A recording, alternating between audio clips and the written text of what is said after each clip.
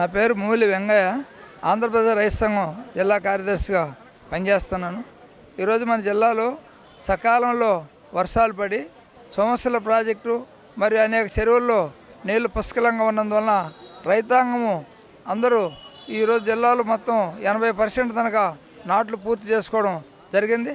కానీ దానికి అవసరమైన ప్రధానంగా ఈ రసాయనిక ఎరువులు సప్లై చేయడంలో ప్రభుత్వం బాగా వెనకబడినది. దీన్ని ఆసరాగా తీసుకొని ప్రైవేటు డీలర్లు ఎక్కువ రేటుకు అమ్ముకుంటున్నారు.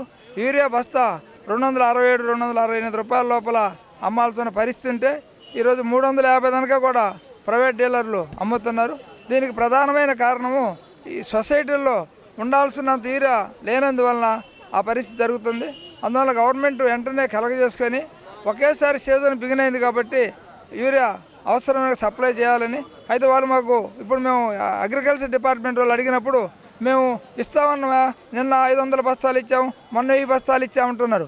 అవసరమైనంత మేరకు ఇవ్వాలి కానీ 2000 బస్తాలు రోజుకు డిమాండ్ ఉంటే మేము 1500 బస్తాలు ఇచ్చినామంటే కొరవ 500 బస్తాలు అవసరం అయిపోతుంది. అందువల్ల దీన్ని ఆసరాగా తీసుకొని ప్రైవేట్ డీలర్లు కృత్రిమ కొరసను సృష్టించి ఎక్కువ రేటుకు అమ్ముకుంటున్నారు. అందువల్ల ప్రభుత్వం తగు చర్యలు తీసుకొని మామూలుగా ప్రభుత్వం ప్రకటించే రేటుకు యూరియా అమ్మేటట్లు చేయాలని, అదే రకంలో ఈ ప్రైవేట్ డీలర్ల దోపిడీ నుంచి రైతాంగాన్ని కాపాడాలనే రకంలో ఈ సందర్భంగా మేము తెలియజేస్తాం.